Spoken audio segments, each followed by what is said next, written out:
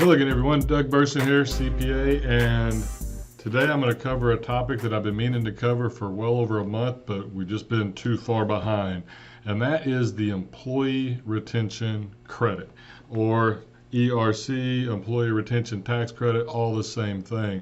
And if you don't have employees, and then this video is probably not what you're looking for, but for those of you who do, I really want you to stick through this all the way. And on the last part of it, I'm going to try to go through basically a flow sheet to help you decide if you do potentially qualify, so you know whether to take this serious, because this is going to be a big credit for some of you. It can make a massive difference. And I really think you need to watch this before you go and do your PPP forgiveness application, because all these things overlap, and they're very, very important that you understand that and that you actually follow this through all the way. So with that, we'll go ahead and get started. I started to do this and give you all the backstory of how we got here. Then I realized you really don't care about all that nonsense. All you want to know is how does it impact me today? And so that's what I'm going to try to focus on, because a lot of us didn't qualify last year for a lot of different reasons, but they've changed the rules. So let's just forget all that and start with where we are. What is the Employee Retention Tax Credit? Well, what it is it's a credit to help you pay for employees, and you do that by reducing the employment taxes that you have to pay on your 941s. That's the basic rules on how it works. And what's really crazy about this credit is the sheer size of it. Under the new rules for 2021, you can get up to a $7,000 credit per employee per quarter. That means up to $28,000 this year in wages that will get reimbursed to you as the employer to help cover their costs. I mean, this thing is immense. You start having 10 employees, wow, right? So I want you to pay attention to this. All right, so let's get right to the nitty gritty of this. How do you know if you qualify? Well, there's basically two ways. You have to be one or the other. One, you have to have been partially or fully shut down by a government mandate. That means the government said you can't be open, or you can only partially be open, not you didn't want to be open because you didn't feel safe. It has to have been a government mandate that caused you to not be able to be fully open. If that's the case, then bam, you qualify. But what if that wasn't the case? Or what if you had people who were able to work from home but didn't come into the office? In that case, you're not shut down, even if you weren't allowed to be in that location. If you could telework, then that doesn't count. But you still may be able to qualify.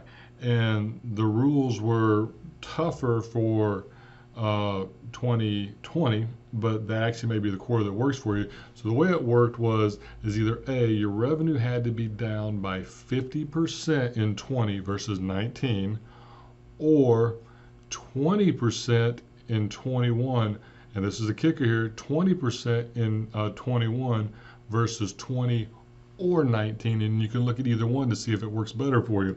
And that's a different twist that came out a little bit later.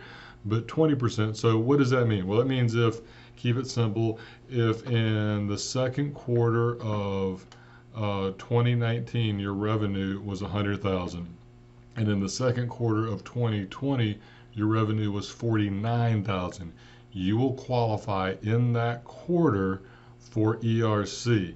And if you remember, what they said originally is you had to be paying employees to not work, to not perform services. That has now changed. They also said that you could not get the ERC if you received the PPP. That also changed. So now the game is completely wide open, and we really got to look at this, and we're probably going to need to amend. But the thing is, we can't double dip. So I can't take a credit for ERC and use those same wages for PPP. So there's going to take a lot of strategy here to try to take the best advantage of this. So it's not going to be simple. It's going to take time, but it can be really, really big. So let's go down for 2020 just step by step with you and show you how it works. So let's say you were either A, partially shut down, fully shut down, or your gross receipts were down by 50%, and we're talking about for a quarter in 2020. If that's the case, then you have to ask, did you get a PPP loan? And if the answer is yes, you still may qualify, but what we have to do is make sure that we're not using the ERC for the same wages as the PPP. So if you haven't applied for forgiveness yet, that's good. And for a lot of clients now, I'm saying let's not apply so we can do this to the best of our ability, because now we want to make sure that we use utilities and rent to free up wages to be available for ERC and use as much of our PPP as possible on non-wage stuff. And that's different from what we were thinking last year, because they changed the rules on us. And so it's going to be some strategy there. And if that's the case, and if we get through those steps, our revenue was down or we were closed to a mandate, we can now get a credit. And that credit is 50% of $10,000 in wages for the entire year.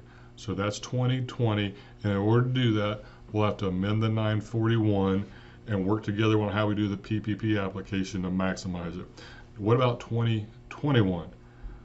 This is nuts. In 2021, what they're saying is you can get 70% of up to $10,000 in wages, not per year, but per quarter.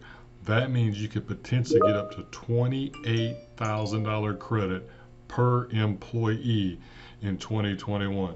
So same rules. Was your business partially or fully shut down? Yes, then you're good. So think all you restaurants who had limited capacity, check the box, you're good.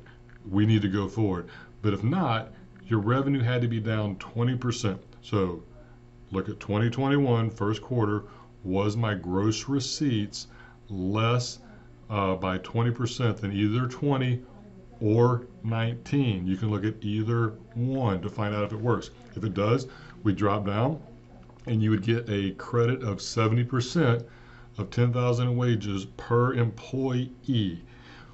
What about if you get the PPP? It's okay now. We can still do this, but now we need to maximize which wages we're using for PPP, second PPP, and ERC, because some of you didn't get your first PPP till this year. I know a lot of you did it last year, but some of you didn't get it till this year because you didn't understand. And that's okay. We got to make sure we maximize all this. And then we have to use ERC wages, PPP wages, second PPP wages, and then there's a whole other thing called the restaurant revitalization credit, and we'll worry about that on another video. But all this stuff works together, and it's going to take time to make sure we got it right. So at that point, then we would take a credit on our 941 or amend the first quarter 941 if they've already been filed. And that's probably what I'm recommending for most, so that we can take the time to make sure we're doing this the best way we can. So simple answer. Here's what I really want you to take away from this video, are these simple thoughts, and look at it like this. Was my business partially or fully shut down? Restaurants, bars, entertainment, things like that. I want you automatically going ding, ding, ding, ding, ding. This is me. Or in 2020, was my revenue down 50% in a quarter? In 2021, was my revenue down 20% in a quarter versus 20 or 19? If either one of those are the case, and that's all I really want you to get out of this whole video, if either one of these are the case, you need to make sure that you're on my list if you're one of my clients, or get on the list with your accountant, or however you want to do this. I don't want you guys to miss this. This thing could be a huge boom for you. Massive tax credit, $7,000 per employee potentially. When you think about that, that's $28,000 for this year, $5,000 for last year. We're talking a massive, massive credit for you per employee. Big deal. Okay, so now that we've said all that, there are a few things. One, you have to have employees. Two, that includes the shareholder. So if you're the owner, that includes you, but it does not include your spouse or those who are related to you. Because they said so, I don't want to explain why, because who knows, with Congress, they make up their own rules. But that's what they've said. So you count, your relatives don't. They also have to be full-time. So if all you have is part-time employees, those don't count. And what do they mean by part-time?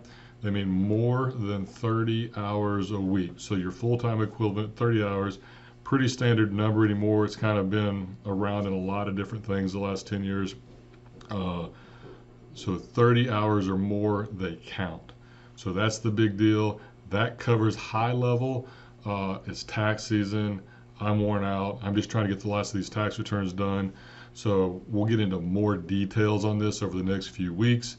But I just want you guys to be aware of it, to be thinking about it. Don't worry, we've got time. We've got plenty of time. And we want to do this right. So hopefully that helps. And hey, keep doing what you're doing. Talk to you later.